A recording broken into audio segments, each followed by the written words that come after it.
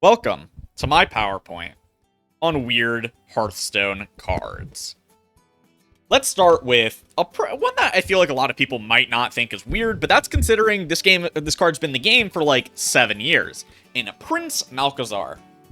Prince Malzar is actually the first start of game card we've ever had, and that alone I think justifies putting it as a weird card because, well, when it came out, that was really weird. It's a 5-mana 5/6 demon with start of game, add 5 extra legendary minions to your deck. That alone isn't that crazy of an effect until you consider the fact that you have to use Prince Malzar if you want to have a deck that has the most cards in it possible at the start of game. Obviously, that's never been optimal, but it's always been a fun, gag for Hearthstone is whenever you have a card that start of game will shuffle cards in your deck, you always try to see how many cards you can put in your deck to start the game. You know, when Cthulhu the Shattered came out, so people tried to start doing it. When Renathal came out, people started doing it. With Prince Malzar, of course, and with the new card, oh gosh, it's the new Warrior Legendary. I don't even remember what it's called because it's really bad, but that shuffles 7 cards into your deck as well. So, a big thing that people like to do is post oh, this is the most expensive deck in Hearthstone, right? They'll fill it with signatures and diamonds and all these golden legendaries. Have Renathal, have Prince Malzar, which is golden, which will shuffle 5 more legendaries, and it's a grand old time whenever it happens. It's always just fun to see, the little gag, and without Prince Malzar, we've never been able to do that. Obviously, Malzar is, not good. Do not quote me on this, but I think I remember, hearing people say that they did try to run this back when it first came out. I could not tell you how good it was. Let's be real here. I've never actually played this card in a real deck, and 99% of people that play Hearthstone have never played this card in a real deck, because it's just not that good. It's super expensive. It's a 5-mana 5/6 demon that does nothing when you actually play it. Getting random legendaries isn't very good. Yeah, Prince Malzar, he's definitely up there as a really weird card. Then we have Mech Bearcat. It's a 6-mana 7/6 mech from GVG. So it's whenever this minion takes damage, add a spare part card to your hand. So spare parts already are pretty weird. They're really bad. They're all 1-mana spells that are terrible. Armor, there's a 1-mana spell, give a minion +1 health, freeze a minion, give a friendly minion stealth until your next turn, swap a minion's attack and health, that actually is a 0-mana spell, give a minion taunt, that's definitely not worth 1 mana, return a friendly minion to your hand, sure, and then give a minion +1 attack. There's all of the different options, they all cost 1 mana. It's really bad, but that's not why this card is weird. This card's fucking weird because there's no other card in all of Druid, before or since, that says when this minion takes damage, or any relation to enrage effects at all. Hunter has a couple, Warlock has 1 or 2, and then Warrior has them all, because, enrage, minion taking damage, is a Warrior effect. I get, this is early Hearthstone, right? It's GVG, they're trying to do some stuff, but, even, there's nothing in Classic or, Nax that made any sense for this card to be printed, and it's just a bad card, overall. It's a Mech Beast, but for some reason the website doesn't show secondary tribes, but it is a Mech Beast. It was just a mech on release 2, so again, it's a little weird. This card just, I think if a card like this was try to be printed in Druid, no fucking change, people will be like, what is this custom Hearthstone terrible, tier F card being put in the game?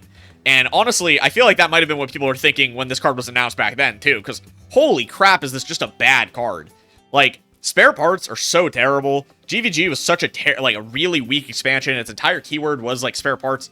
Horrible. And then Mech Bearcat's not even good, not even the best way to get spare parts in Druid. If you desperately wanted spare parts that bad, you were better off running, what's it called, Mechanome, the 1-mana 2/1 with Death Rattle get a spare part, because, that's so much cheaper, and you're probably only getting 2 spare parts at most from Mech Bearcat, so it's wow. It's crazy. It's truly crazy. This is one of those cards that really gets you thinking. It's a real thinking man's card. Thinking man about who the fuck thought this would be a playable card, even in GVG era Hearthstone. We have Fate Spinner. I know it's another Druid card. Fate Spinner, 5-mana 3 or 5/3 undead, wasn't at the time. Choose a Death Rattle secretly. Deal 3 damage to all minions, or give them +2/+2.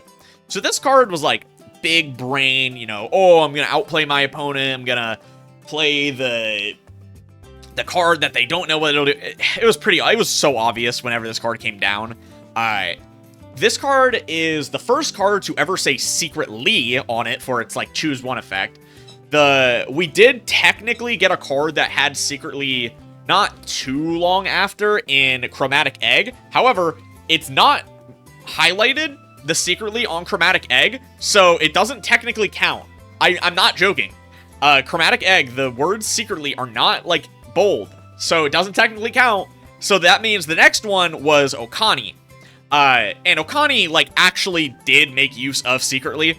The reason that Chromatic Egg secretly doesn't necessarily count is the fact that, well, Chromatic's Egg is like Battlecry secretly choose a random dragon, Death Rattle, like transform into it or whatever, summon it. I don't remember. So it's not secretly in the sense that, oh, I'm actually like having a real secret from my opponent. It's secret in the sense that like, oh, it could be anything, I guess. You're not actually hiding something from your opponent like Fate Spinner and Okani. Back to Fate Spinner. So, I mean, let's be real here. When this card got played, it was pretty obvious. If your opponent had a big board and they played Fate Spinner, it's obvious what they were going to play. If you had a board and they played Fate Spinner, it was obvious what they were going to play. It's not too difficult to play around Fate Spinner when it existed, because, well, it was just a 5-mana 5/3 with a Death Rattle, so you could just kill all their minions off. Or if you really had like a hard, if they were trying to do something like that, right? Because you could be the person playing Fate Spinner and try and play around it, where they would pick damage instead of +2/+2. So there were mind games with this card, but it wasn't really worth it, if you ask me. It's only like one of those mind games where it's like, okay, my opponent, I fucking have this guy on lock. It's like I'm gonna fully guess that he's gonna kill my Fate Spinner last, and because of that, I'm gonna use the deal 3 damage to all minions. But like, if they had just killed the Fate Spinner and then you had the deal 3 to all minions, they would have been like, you would have been like super punished. So it's like, well, was that worth it? Kind of not really. Fate Spinner, I played so much like Token Druid during this era of Hearthstone, like that did run Fate Spinner, and 99% of the time I was picking give them +2/+2. Like the only time I would ever play Fate Spinner deal 3 damage is if I had an MD board, which again, when you're playing Token Druid by turn 5 was not like very likely. So yeah, I like Fate Spinner. I actually really enjoy this card. I think this card could be like 3 mana. I'm gonna be honest with you, in today's game, it would probably be a fair card.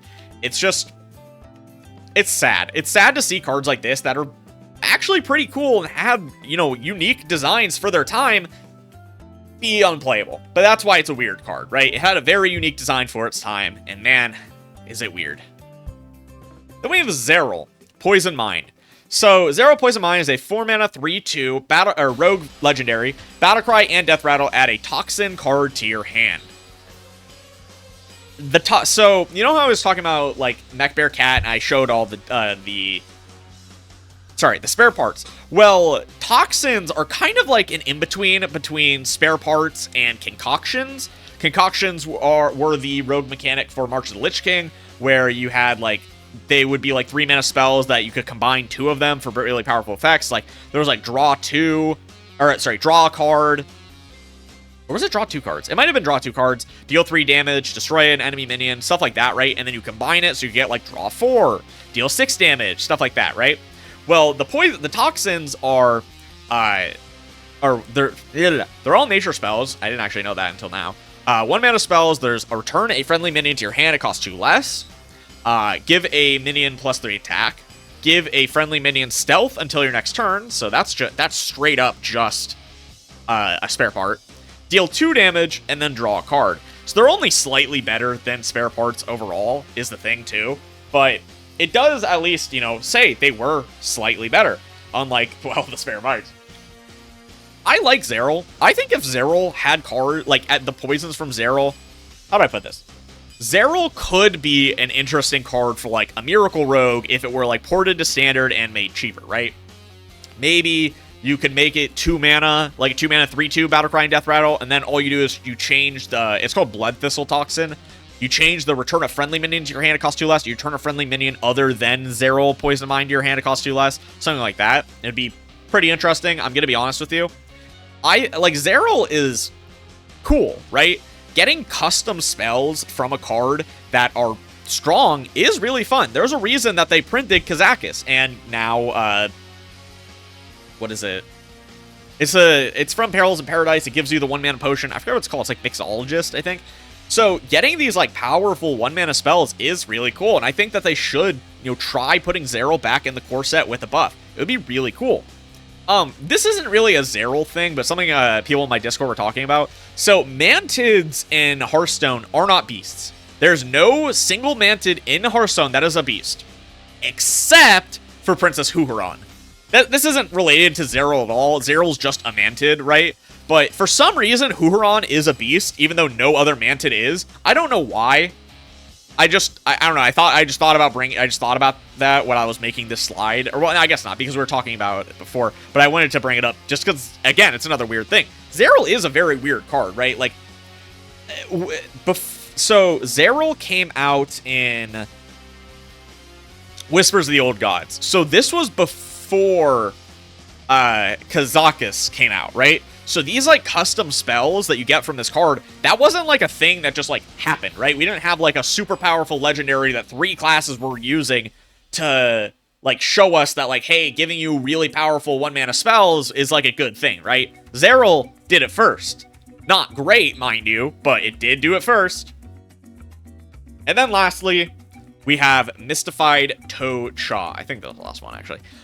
So Mystified Chaw is a 4-mana 4/2 from the latest expansion with Battlecry. If both heroes, or if the combined health of both heroes is exactly 42, set your hero's health to 42. It's obviously a reference to, Hitchhiker's Guide to the Galaxy. If you've never seen the movie or read the book, it's like 42 is the... What is it? It's like the answer to life, the universe, and everything that the like one species asks their giant robot computer, and it takes like 1,000,000 years or whatever to figure it out. I don't remember the exacts. I haven't seen that movie in like 4 years. But anyway, so Chaw is bad. The whole reason I wanted to make this video is to talk about like really bad priest cards that have been printed over the last like few years that are just like don't make sense at all. Priest has so many bad, awkward epics that do not do anything. Just on this page, this is just the ones in standard right now that I'm showing you. There's other cards too. It's just I'm only showing you epics. They've been doing this for a while. They've been like cucking Priest for a while lately, and it's like really weird because like it doesn't need it. Like Priest has just been getting like 8 and 9 card expansions for the last like few years for no reason. No reason at all. But we have cards like Chalk Artist, 4-mana 4/3, Battlecry, draw a minion, transform into a legendary one, keeping its stats and cost. Like, what the fuck is that terrible card? Posse Possession, 4-mana, Shadow Spell, summon a 4/4 copy of a random minion in your opponent's hand. Again, what is this terrible card? This one's really funny. The Stars Align, 3-mana Arcane Spell, transform minions in your hands, transform minions in your hand into ones that cost 3 more. They keep their original cost. Like, what is this? What are these disgusting, terrible cards? And, like, they get this every expansion, it feels like. Every expansion, it feels like Priest gets these terrible, unplayable cards that just, like, make it so they only have a 9-card set. Other classes get bad cards. Do not get me wrong. But not every class gets pack filler, terrible cards that do not do anything every expansion. Multiple times in expansion sometimes, like Priest does. Because during Showdown of the Badlands, there's also like Tram Heist, which is again another really bad unplayable card that's in the same vein as Posse Possession, but it's on Epic, so I didn't put it on this slide. There's so many cards like this, and I don't get it, right? Like, what did Priest... This is a big thing, actually, is that for a long time, right? In the early days of Hearthstone, Priest was the worst class in the game. Nothing else really came close, right? It had the worst classic set by far. It didn't really get anything good until fucking, like... Priest didn't get anything genuinely, like, meta-defining good until Knights of the Frozen Throne. That's when Priest got its first meta-defining really good cards. And, like, yes, it got, you know, Raza in Mean Streets, right? But Raza was completely useless until Anduin was printed. So this is like a big thing, right? That Priest has always had dog shit cards, and I don't get it. Like, why Priest specifically? After, you know, Knights of the Frozen Throne came out, they started the era of, like, giving Priest broken cards. They would give Priest, like, absurdly powerful cards, right? That didn't even make sense to be giving it, right? Because the Classic set was so bad. They eventually tried to rework the Priest Classic set, and it just was bad, right? They added cards like Shadowward Ruin, and the card that is Tentacle for Arms, but, like, reprinted. But it's a holy spell instead of just whatever. I don't even remember what that card is called because it's so bad, and it's just it's completely a reprint of Tentacle for Arms, or maybe not Tentacle for Arms. Whatever. There's or Power Word Tentacles, whatever. Something. There's a 4-mana priest spell that gives +2/+6, and then they reprinted it as a 4-mana holy spell that gives +2/+6. And it was just terrible, right? It was the first attempt for Crimson Clergy before they remade Crimson Clergy in Festival of Legends when they added Overheal. Overheal, again, was the second attempt to rework Priest. Overheal was added in Festival of Legends. They added it to a lot of cards, including Crimson Clergy. I don't know. I know I went off on a bit of a tangent talking about bad Priest cards, but I mean, look at these cards. They're all fucking, like, really bad, and they don't make sense. They're all really, really weird cards. Oh my god, it's the way, that's the talking point of the video. Cards that are just weird and have, like, abnormal effects. And that's Mystified Chaw and no other Priest cards I've been talking about. But yeah, that's gonna be it for me. If you guys enjoyed, make sure to like, comment, and subscribe. Tell me what you think down below. Do you like any of these cards? Do you have any other really weird cards that don't really make sense that I should talk about? Because that's something that, like, people like to talk about, in my opinion, and I enjoy, is these weird cards that don't really make sense, right? But yeah, I have 2 giveaways going on. To join the first one, all you have to do is subscribe to my channel, like the video, and then comment below any video that has a giveaway going, your favorite revealed card so far. And then I have another one for members. It's pretty simple. It's just like a Twitch subscription. I'm trying to hit enough members to add more emote slots, so it's like 99 cents, I think. You don't have to if you do not want to or can't. Don't get me wrong, it's not a big deal. I'm doing it just, you know, support people who support me. So yeah, I'll see you guys next time. Peace out. Shadows are rising again! Darker than they've ever been.